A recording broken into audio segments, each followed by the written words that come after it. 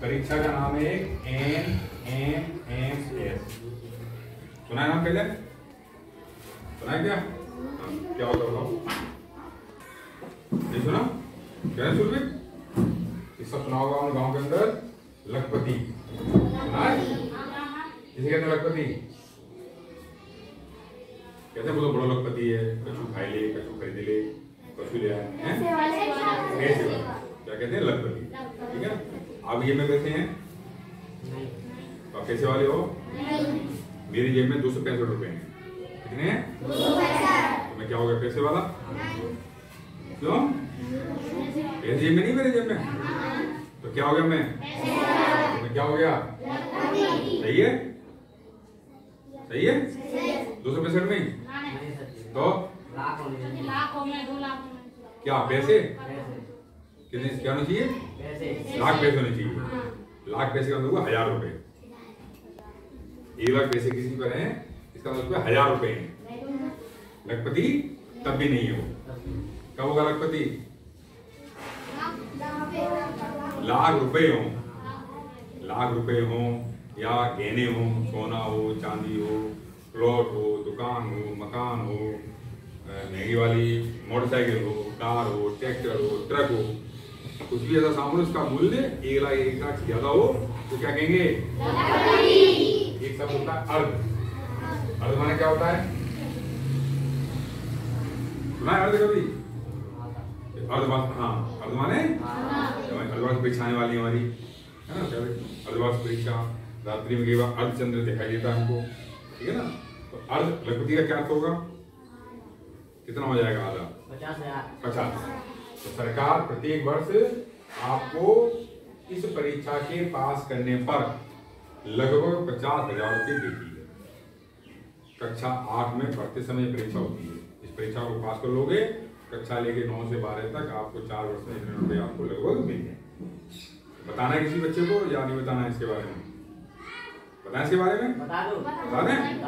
तो फिर परीक्षा उसको देनी पड़ेगी, है ना। तो पहली शर्त के लिए सरकारी स्कूल में कक्षा 8 में अध्ययनरत होना चाहिए। तो आप सरकारी स्कूल में पढ़ी रहे हैं आप, ठीक है ना। दूसरी शर्त है सरकारी स्कूल से ही कक्षा 7 पास करनी, कम से कम 55% नंबर से उत्तीर्ण होना चाहिए। SC ST का बच्चा है तो उसके लिए 5% की छूट है, यानी उसके 50% नंबर कम से कम होना चाहिए। इससे कम नंबर तो फॉर्म नहीं भर सकते। किसी शर्त माता पिता सबके होते हैं, किसी नहीं होते हैं तो उनके रिश्तेदार आते, चाचा चाची होंगे, ताऊ ताई होंगे, बाबा अम्मा होंगे, है ना, बाबा दादी होंगे, दादा दादी या बुआ फूफा या मौसा मौसी या मामा मामी, नाना नानी, है ना।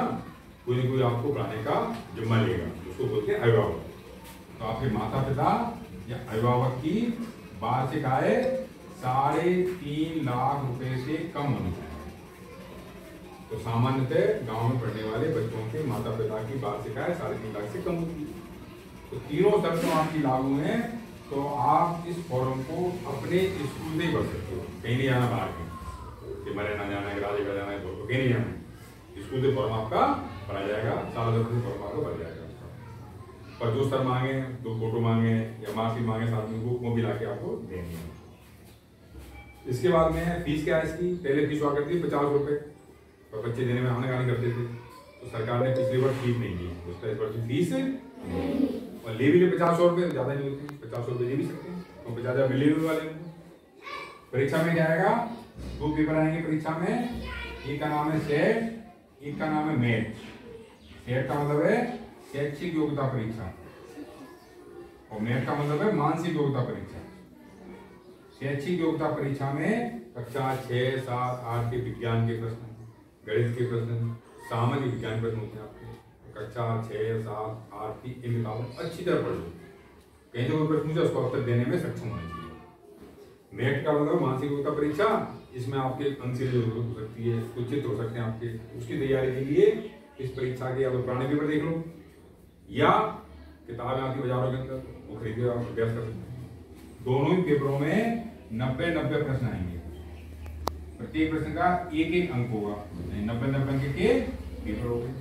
और समय मिलेगा आपको हल करने के लिए, तो मिलेगा 90 मिनट और 90 मिनट। जोड़े 90 कितने हो गए? हाँ, 90 मिनट 1.5 घंटा हो गया। अब 1.5 घंटे का कितना हो गया? 3 घंटे पेपर हो गया। और आधे घंटे पहले पेपर देने जाना है, मतलब आधे घंटे पहले पेपर रूम में बैठना है। जहाँ भी सेंटर आपका हो, धौलपुर हो, राजेगढ़, वहाँ पर आपको एग्जाम देने के लिए जाओ।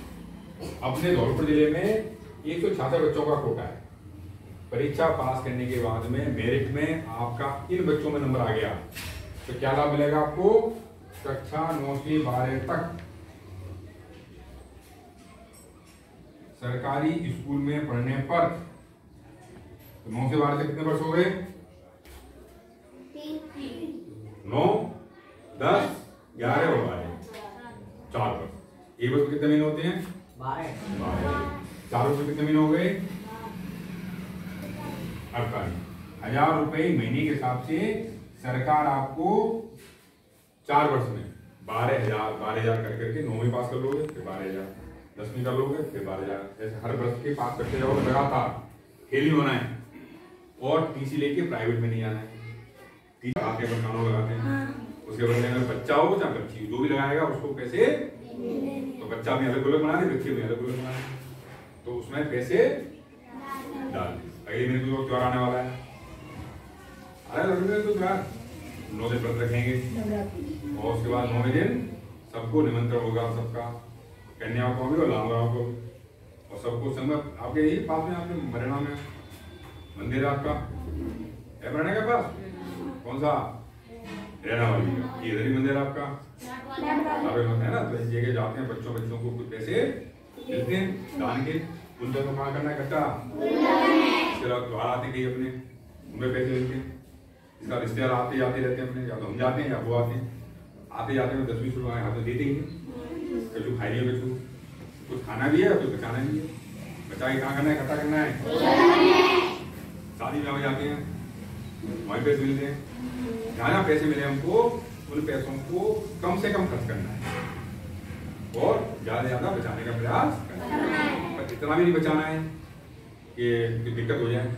जैसे एक किसान था, उस किसान के यहाँ पर गेहूं पैदा हुआ, तो हिसाब लगाया तो पता चला 1 साल में कितने महीने होते हैं, तो पता चला जो अनाज पैदा हुआ उससे केवल 11 महीने का, 1 महीने का अनाज कम पैदा हुआ।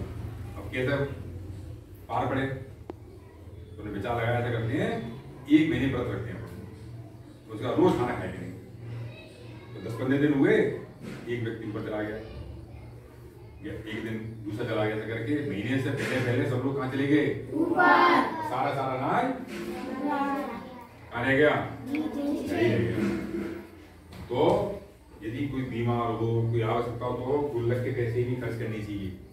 ये नहीं हमको 2 लाख बनना है, हमको पैसे खर्च वाले मर जाने वाले, तो पैसे खर्च जहाँ जरूरत है वहाँ पैसे खर्च करने की, तो जरूरत नहीं हो वहाँ पैसे खर्च नहीं करने की। जैसे कि